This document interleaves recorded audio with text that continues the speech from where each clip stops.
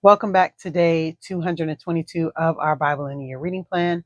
Today we will be reading Jeremiah chapters 41 through 44. So let's dive into the Word of God. But in mid-autumn of that year, Ishmael, son of Nethaniah and grandson of El-Shammah, who was a member of the royal family and had been one of the king's high officials, went to Mizpah with 10 men to meet Gedaliah. While they were eating together, Ishmael and his 10 men suddenly jumped up, drew their swords, and killed Gedaliah, whom the king of Babylon had appointed governor. Ishmael also killed all the Judeans and the Babylonian soldiers who were with Gedaliah at Mizpah. The next day, before anyone had heard about Gedaliah's murder, 80 men arrived from Shechem, Shiloh, and Samaria to worship at the temple of the Lord. They had shaved off their beards, torn their clothes, and cut themselves, and had brought along grain offerings and frankincense. Ishmael left Mizpah to meet them, weeping as he went. When he reached them, he said, "Oh, come and see what has happened to Gedaliah." But as soon as they were all inside the town, Ishmael and his men killed all but 10 of them and threw their bodies into a cistern. The other 10 had talked Ishmael into letting them go by promising to bring him their stores of wheat, barley, olive oil, and honey that they had hidden away. The cistern where Ishmael dumped the bodies of the men he murdered was the large one dug by King Asa when he fortified Mizpah to protect himself against King Baasha of Israel. Ishmael, son of Nethaniah, filled it with corpses. Then Ishmael made captives of the king's daughters and the other people who had been left under Gedaliah's care in Mizpah by Nebuzaradan, the captain of the guard. Taking them with him, he started back toward the land of Ammon. But when Johanan, son of Kareah, and the other military leaders heard about Ishmael's crimes, they took all their men and set out to stop him. They caught up with him at the large pool near Gibeon. The people Ishmael had captured shouted for joy when they saw Johanan and the other military leaders, and all the captives from Mizpah escaped and began to help Johanan. Meanwhile, Ishmael and 8 of his men escaped from Johanan into the land of Ammon. Then Johanan, son of Kareah, and the other military leaders took all the people they had rescued in Gibeon, the soldiers, women, children, and court officials whom Ishmael had captured after he killed Gedaliah. They took them all to the village of Gruth Kimham near Bethlehem, where they prepared to leave for Egypt. They were afraid of what the Babylonians would do when they heard that Ishmael had killed Gedaliah, the governor appointed by the Babylonian king. Amen. So that is the end of chapter 41. So we see the coup that Gedaliah had been warned about happen. Ishmael comes, kills him, tries to take all the rest of the people away. Johanan comes, fights Gedaliah, recaptures all the people, and then they escape to Egypt. But all right, let's go on to chapter 42.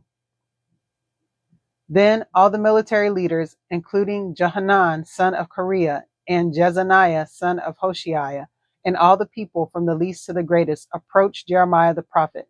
They said, "Please pray to the Lord your God for us. As you can see, we are only a tiny remnant compared to what we were before.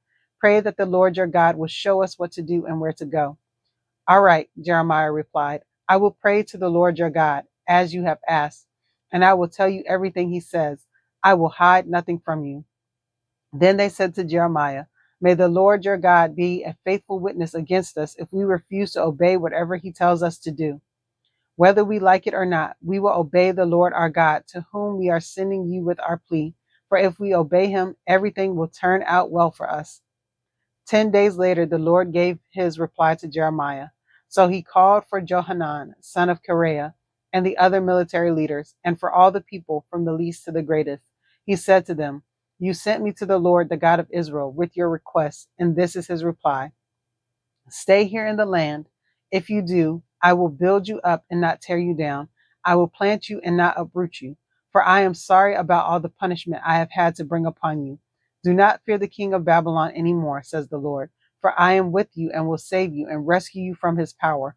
I will be merciful to you by making him kind, so he will let you stay here in your land. But if you refuse to obey the Lord your God, and if you say, 'We will not stay here, instead we will go to Egypt where we will be free from war, the call to arms and hunger,' then hear the Lord's message to the remnant of Judah. This is what the Lord of heaven's armies, the God of Israel, says. If you are determined to go to Egypt and live there, the very war and famine you fear will catch up to you, and you will die there. That is the fate awaiting every one of you who insists on going to live in Egypt. Yes, you will die from war, famine, and disease. None of you will escape the disaster I will bring upon you there. This is what the Lord of heaven's armies, the God of Israel, says. Just as my anger and fury have been poured out on the people of Jerusalem, so they will be poured out on you when you enter Egypt. You will be an object of damnation, horror, cursing, and mockery, and you will never see your homeland again. Listen, you remnant of Judah, the Lord has told you, do not go to Egypt. Do not forget this warning I have given you today. For you were not being honest when you sent me to pray to the Lord your God for you. You said, just tell us what the Lord our God says, and we will do it. And today I have told you exactly what he said, but you will not obey the Lord your God any better now than you have in the past. So you can be sure that you will die from war, famine, and disease in Egypt, where you insist on going. Amen. So that is the end of chapter 42. We see the people coming to Jeremiah to ask for direction from the Lord on their behalf. And he tells them, look, don't go to Egypt, stay here in Judah, and God will take care of you. But as we know from the previous chapter, they did not listen and still went to Egypt. But all right, let's go on to chapter 43. When Jeremiah had finished giving this message from the Lord, their God, to all the people, Azariah, son of Hoshea, and Johanan, son of Kiriah, and all the other proud men said to Jeremiah, you lie. The Lord our God hasn't forbidden us to go to Egypt. Barak, son of Neriah, has convinced you to say this because he wants us to stay here and be killed by the Babylonians or be carried off into exile. So Johanan and the other military leaders and all the people refused to obey the Lord's command to stay in Judah. Johanan and the other leaders took with them all the people who had returned from the nearby countries to which they had fled. In the crowd were men, women, and children, the king's daughters, and all those whom Nebuzaradan, the captain of the guard, had left with Gedaliah. The prophet Jeremiah and Barak were also included.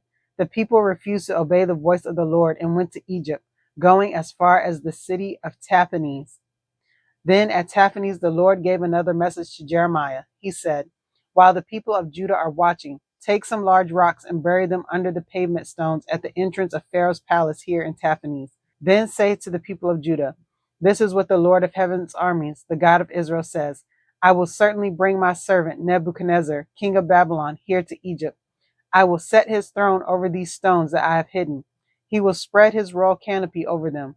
And when he comes, he will destroy the land of Egypt. He will bring death to those destined for death, captivity to those destined for captivity, and war to those destined for war. He will set fire to the temples of Egypt's gods. He will burn the temples and carry the idols away as plunder. He will pick clean the land of Egypt as a shepherd picks fleas from his cloak, and he himself will leave unharmed. He will break down the sacred pillars standing in the temple of the sun in Egypt, and he will burn down the temples of Egypt's gods. Amen. So that is the end of chapter 43. And we see the people carrying off Jeremiah and his secretary Barak. We see them carrying them off with them to Egypt. And when they get there, the Lord gives Jeremiah a prophecy about the destruction of Egypt. But all right, let's go on to chapter 44. This is the message Jeremiah received concerning the Judeans living in northern Egypt in the cities of Migdol, Taphanes, and Memphis, and in southern Egypt as well. This is what the Lord of heaven's armies, the God of Israel, says. You saw the calamity I brought on Jerusalem and all the towns of Judah. They now lie deserted and in ruins. They provoke my anger with all their wickedness. They burn incense and worship other gods, gods that neither they nor you nor any of your ancestors had ever known. Again and again, I sent my servants, the prophets, to plead with them. Don't do these horrible things that I hate so much. But my people would not listen or turn back from their wicked ways. They kept on burning the incense to these gods. And so my fury boiled over and fell like fire on the towns of Judah and into the streets of Jerusalem. And they are still a desolate ruin today. And now the Lord God of heaven's armies, the God of Israel, asks you, why are you destroying yourselves? For not one of you will survive, not a man, woman, or child among you who has come here from Judah, not even the babies in your arms. Why provoke my anger by burning incense to the idols you have made here in Egypt? You will only destroy yourselves and make yourselves an object of cursing and mockery for all the nations of the earth. Have you forgotten the sins of your ancestors, the sins of the kings and queens of Judah, and the sins you and your wives committed in Judah and Jerusalem. To this very hour, you have shown no remorse or reverence. No one has chosen to follow my word and the decrees I gave you and your ancestors before you. Therefore, this is what the Lord of heaven's armies, the God of Israel, says: I am determined to destroy every one of you. I will take this remnant of Judah, those who were determined to come here and live in Egypt, and I will consume them. They will fall here in Egypt, killed by war and famine. All will die, from the least to the greatest. They will be an object of damnation, horror, cursing, and mockery. I will punish them in Egypt, just as I punished them in Jerusalem, by war, famine, and disease. Of that remnant who fled to Egypt, hoping someday to return to Judah, there will be no survivors. Even though they long to return home, only a handful will do so.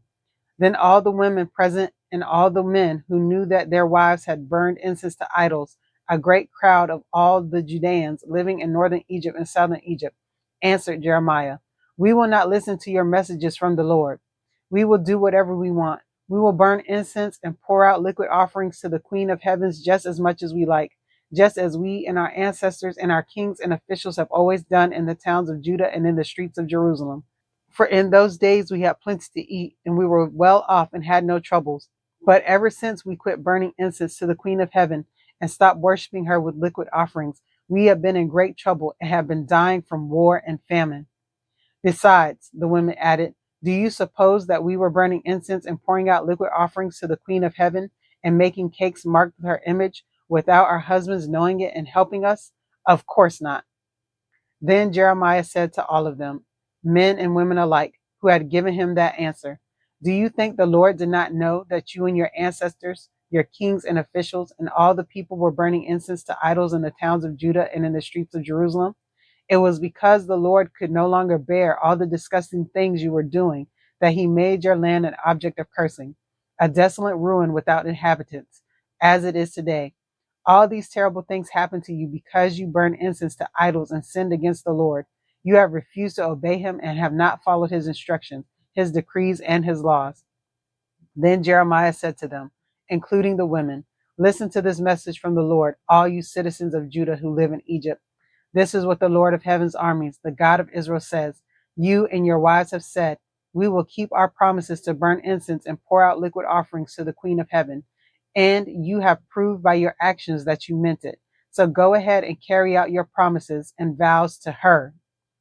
But listen to this message from the Lord, all you Judeans now living in Egypt.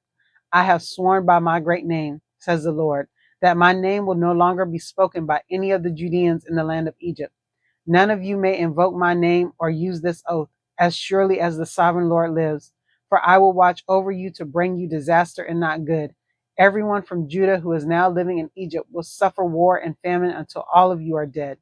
Only a small number will escape death and return to Judah from Egypt. Then all those who came to Egypt will find out whose words are true, mine or theirs. And this is the proof I give you, says the Lord, that all I have threatened will happen to you, and that I will punish you here. This is what the Lord says. I will turn Pharaoh Harphra, king of Egypt, over to his enemies who want to kill him, just as I turned King Zedekiah of Judah over to King Nebuchadnezzar of Babylon. Amen. That is the end of Jeremiah chapter 44. And so we see what happens with Jeremiah and the people in Egypt. When we were reading the book of Kings, we didn't read all of this. We just knew that Jeremiah had been taken with them to Egypt when they had escaped after Gedaliah had died. So now we get to see what actually happened with Jeremiah and the Judeans that had fled to Egypt. So they're still doing idol worship. They're still out there disobeying God. And so now God has told them, look, y'all are all going to die except for a handful of you guys. And they're still not listening. But all right, that is the end of day 221 of our Bible in a Year reading plan. Don't forget to check out the reflection questions in the description of the video. Also, like and subscribe to the channel so that you can get the notification for day 223 of our Bible in a Year reading plan. All right, you guys, I pray you have a blessed day. Bye.